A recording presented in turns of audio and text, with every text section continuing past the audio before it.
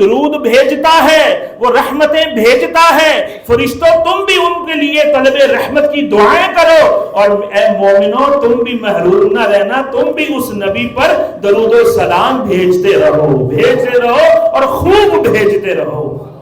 آدم علیہ السلام کو فرشتوں نے ایک مرتبہ سجدہ کیا، اور آدم علیہ السلام سے کتنا بڑا مرتبہ اللہ نے اپنے حبیب کو عطا فرمایا کہ درود و سلام اللہ خود بھی بھیج رہا ہے۔ اللہ کا درود بھیجنا ایسا نہیں ہے کہ اللہ پڑھتا ہے، جس طرح ہم پڑھتے ہیں اللہم صلی علی محمد وعلی آل محمد کما صلیت علی ابراہیم، اس طرح درود ابراہیم پڑھتے ہیں یا دوسرے درود جو جس مرضی زبان کے اندر، چونکہ اللہ نے مطلق حکم ارشاد فرمایا ہے، اس پہ کسی کا اعتراض نہیں بنتا کہ یہ کیوں بھیجتے ہو تو یہ کیوں بھیجتے ہو، تو اس کا نام یہ کیوں رکھا تو وہ کیوں رکھا۔ اللہ نے کسی زبان سے اس کو مقید نہیں کیا، اللہ کریم نے کسی جگہ سے، کسی حالت سے، کسی وقت سے درود و سلام کو مقید